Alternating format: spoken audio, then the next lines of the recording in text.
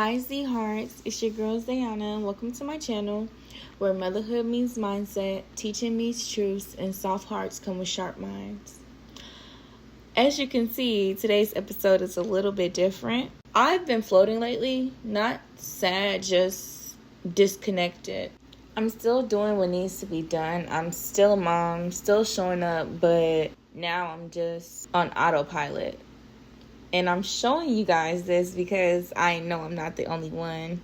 So I wanted to show that part. Not just the glow up, not the healing, just me in the thick of it, just trying to persevere and continue on. I really didn't have a plan for this video. I just turned the camera on. And I feel like I'm just tired of showing up when I feel on. As long as I'm functioning and trying, that's enough for me. I am a manic depressive, so I go through stages of sadness, whether it was something that externally came about or something I internally started to pick apart. But my remedy to this is to just throw myself into things, like as you will see in today's video. I was in therapy for a while for it, and I felt like therapy did help, but because of circumstances in my life, I could no longer do it. But I would love to go back. And I was prescribed Lexapro, but I did not take it because I decided to go the therapeutic route. And also because I will not give Big Pharma the one up on me. I don't like taking pills either. Like even when I have a headache or a stomach ache, really only time I'll take a pill is like Excedrin is when I get my migraines. And like is when I'm very sensitive to the light. That's the only time I will take any pills. I can't do pills. Because I am not medicated, I feel it's harder for me to get through my episodes. But what I try to do is I try to throw myself into care and self-care, because if you dealt with depression before, you know how hard it can be to do a simple task.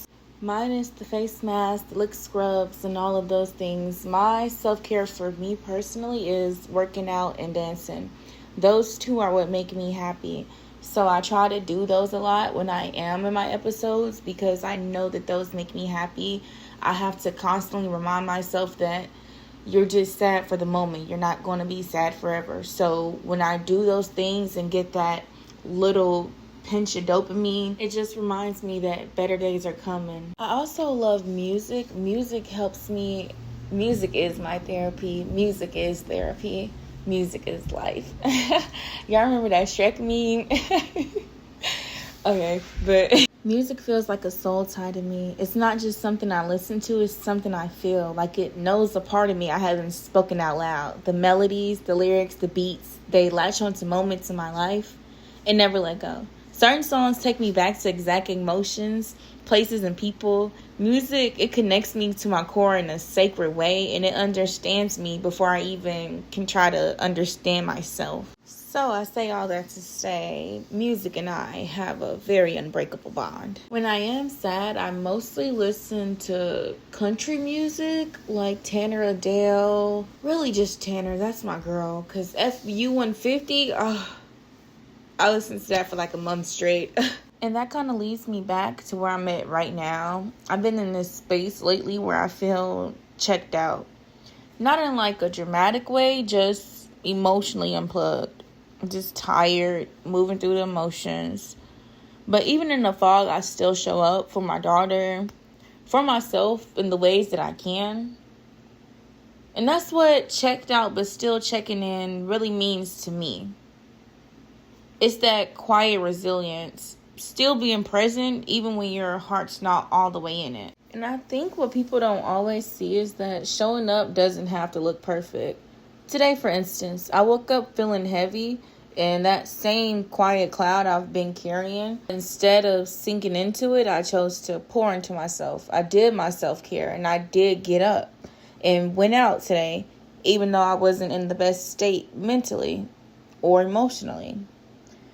And it wasn't to escape my feelings or my thoughts, but to remind myself that I do deserve happiness. I'm still here. That's what checking in looked like for me today. Not ignore my depression, but choosing to live through it, to beat the depression and not let the depression beat me. And I didn't just wake up one day feeling like this. I've been carrying pieces of this for years. I think a lot of us are walking around with undiagnosed wounds, emotional scars that get overlooked because we keep functioning. For a long time, I didn't even know I was dealing with depression. I just thought I was tired, moody, unmotivated, lazy. I go through these highs where I pour into everyone around me, be productive, social, and then crash hard. Like disappearing into my head for days crash. And because I kept showing up, people assumed I was okay, but I wasn't. I was far from okay. Eventually, I learned that I'm a high-functioning depressive. It took time to even allow myself to need help. As a mom and as a teacher, as someone who's been trained to be strong, I felt like admitting that I needed help was me admitting that I failed in life. But that's a lie I had to unlearn, because taking care of my mental health honestly saved me. It made moments like today possible, where instead of spiraling, I can catch myself from being self-destructive. I reminded myself I'm allowed to take up space, to feel good, to find happiness, even in the middle of healing. To be honest, motherhood is probably the only reason why I feel like I can speak openly and freely about my depression. Motherhood really cracked me open in ways I wasn't prepared for. It exposed me to everything I thought I'd healed and everything that I was still avoiding. My daughter, she's just so full of life and emotion and awareness. She mirrors things back to me that I didn't even know that I was projecting. And some days she's the reason I keep going. Other days she's the reason I slow down and check in with myself.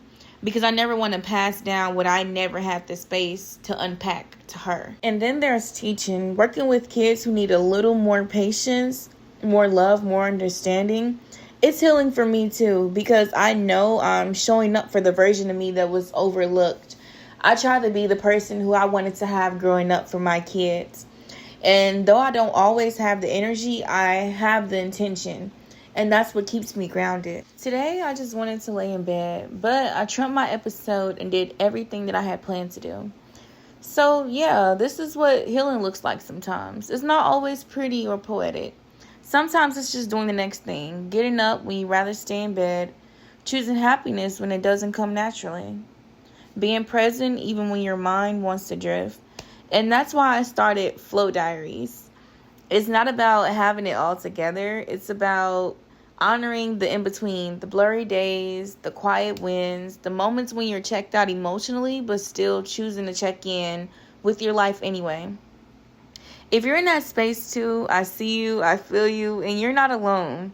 This is me showing up, soft, tired, but still showing up. Thanks for floating with me today.